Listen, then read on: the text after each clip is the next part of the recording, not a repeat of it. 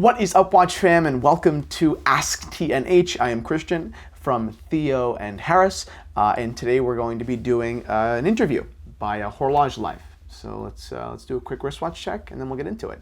I am wearing a vintage Movado, double stamped Tiffany Co., which is so cool. I don't personally own a stamped Tiffany Co. watch, like in my personal collection, and I really want one. And it's solid gold, and it's in great condition, and it's really, really good. This watch went live on theoandharris.com yesterday.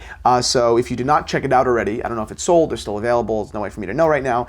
But check out the photos, if nothing else, because the photos of this watch are going to be absolutely gorgeous because the watch is so damn good and our photographer Anna is so damn good. So this is going to be an amazing, amazing listing. And if you didn't already, be sure to check out In the Metal. It went live yesterday on our YouTube channel, and I think it was awesome. We showcased all the new watches, and I think that it was really, really a cool episode. So let's get into the questions. Cool. Okay, Boom Watch fam. Boom Watch spam, more like. What? All right, so let's get into the questions.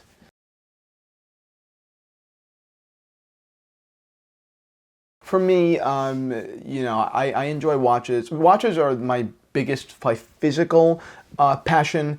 I love watches, I love shoes, I love suits, I love clothing. Watches are my biggest one. My real passion, more than any of those things, is building business. I love that. I could never sit and tinker with watches for my whole life. I know people that do. I know people that, like, very wealthy people, that just like to just tinker with watches all day, and that's great. But my passion is to talk about them, to communicate my passion, and to find them homes elsewhere. So that is my real passion. So there is no balance. My passion for watches and business have become one, and I couldn't really be happier. Would I ever scale back TNH to keep my passion for watches? No, that would not be the reason that I would scale back TNH. No, I mean, there might be a day at one point where I have to step away from TNH for a little bit, or to, I don't know. You just don't know. If someone offered me a ton of money to buy the company, and they said, you can only come into work twice a week, and we're handling the rest, that's me scaling back from TNH. It is what it is. But no, it would not be to preserve my passion for watches. My passion for watches lives with this business. Lange Sohne. How egotistic. A Lange Sohne is probably my character, because, and I'll tell you exactly why and when. I was at a breakfast with a big executive at Lange. It wasn't just me and him; it was him doing a panel, and he was talking about the finishing at Lange and how every watch is different. A Tourbillon is different than an 1815 time only, no doubt, but the finishing is the same. And that's awesome. Not every project that I can get into is as big as the next. It's just not. I'm doing 3 or 4 things right now, and some are very, very small. But I am committed to making sure my finishing on each one of those is equal. So Lange.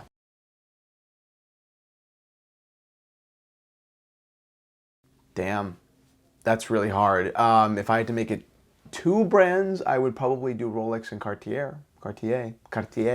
Everyone yells at me for my pronunciation. Why? Because I think that Rolex hits so many bases. I love the Datejust in steel. I think that in so many dial configurations, it can achieve so much. In the casual/dress field, a vintage Daytona is an incredible watch. Whether you're in a suit or a sweater or on the beach, although I wouldn't really wear it to the beach, incredible. That's within the same brand. You're achieving so much already. Then you go solid gold Day-Date, and you could be a piece of shit all of a sudden. I love the Day-Date. No offense to Day-Date people. I just think that it is a douchey watch. So Rolex, although everything's very similar and related, is very diverse. So I think that it's a brand that allows you to live within it forever. But I have such a passion for Cartier watches that I don't think that I could go the rest of my life without chasing them.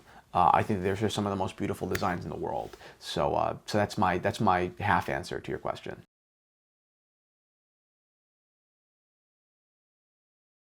I don't know.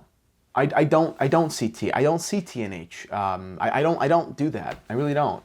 I just we work at what's ahead of us. We make the company better every week, and I love when people say that was shit. because I'll say I agree, and next week what was shit about it will be a lot better. That's what I see. I see how to fix my business by month. And obviously breaking that down into weeks. So I have no idea what in 5 years Theo Harris will be. Actually, we're going to be, first of all, we're already a awesome company, and we're going to be even more awesome in like 3 months. You guys have no idea what's coming. You have no idea the awesomeness that is coming from this company around the corner. So screw 5 years, 3 months.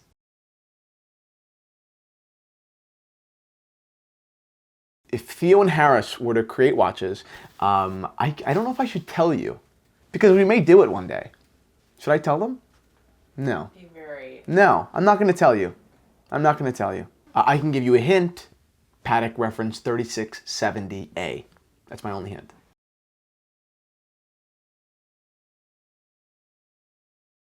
Oh, I wouldn't rename my company.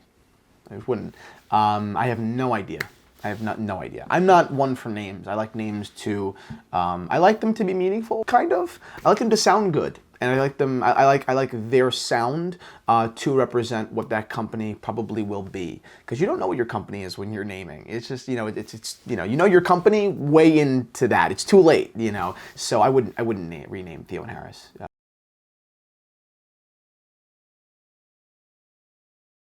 How do I deal with the haters? I assess them. I assess whether their hate is founded in any logic. And sometimes it is. Sometimes people have like legitimate, like qualms that they've just blown way out of proportion. And in that case, I just answer politely because I'm a polite guy, and I just tell them why I disagree with them or why I agree with them in retrospect. There are old Theo and Harris videos that I could not disagree with more now. Well, not that far, but I disagree with them and their delivery, very much. So when someone comments like, "Hey, you're a douche," I'm like, okay, that's nasty to say. I would never comment that. I would comment, "Hey, man, hope that you have refined your craft by now, 100 episodes later." Some people are just nasty, but that's it. I just assess their logic and then answer accordingly.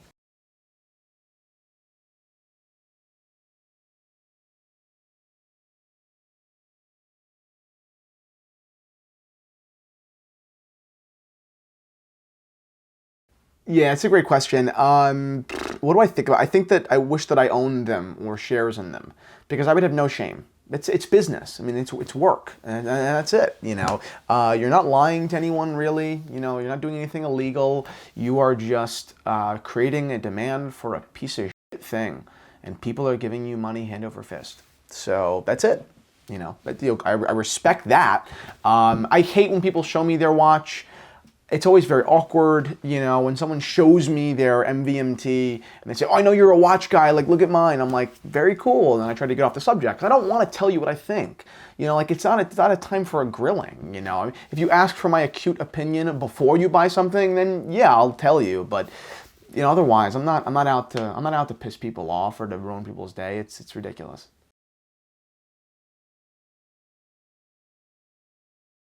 My sister, Anna Isabella, we were in the car and she said, "Oh, you should do YouTube because there are like YouTube people out there that reach a lot of people, and you should just do that." And it took me probably like 3 weeks after she told me that to like really consider it. And then my dad told me one day that I should do it as well. We were in my kitchen having a drink, and he was like, "You should like do like a Gary V thing. Like you're always talking about him, but you should do a Gary V video kind of like series." And he has Ask Gary V, so I'm like, Ask TNH. Let's rock and roll. So my sister and my dad.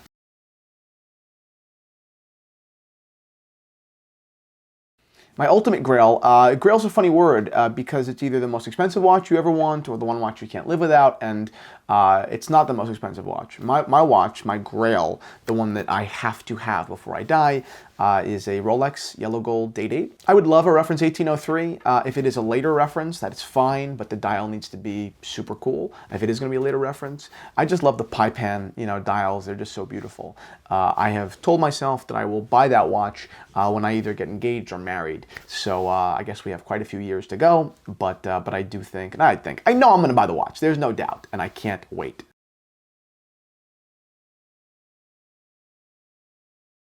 That's a great question, and I think that people need to check themselves when they talk about the vintage watch industry for a couple of reasons. One, dealers are, oftentimes, assholes. They inflate things way over their cost and take advantage of people. I think it's terrible. I think it's disgusting, and that's it. And frankly, I think it's bad business. More than anything else, I think it's bad business. You're gonna f somebody over one time, and I would rather make a customer for life. I'm going to make a lot more money off of someone over the course of 5, 8, 9 watches than one. There's no doubt. So to me, that's my strategy. I think that plenty of people, though, they really hurt people in vintage because no one knows what they're talking about, because it is such a difficult medium. Do I think the prices will still rise? Yes. Without a doubt. But I think that many watches are underpriced right now. So I think that watches right now that are like market value, UG pull route, many UG pull routers, for example, I think that they're underpriced. I think that Rolex Datejust, although pushing it, still are a value prop. I really have no hesitation saying that. With regular Datejust trading at 7, 8, 9, and 10, there is no reason a vintage one, which is better, is trading at 3. Doesn't make any sense. So I think that will rise. I think that most vintage watches will rise, but eventually things do even out. I just hope there's not a big drop.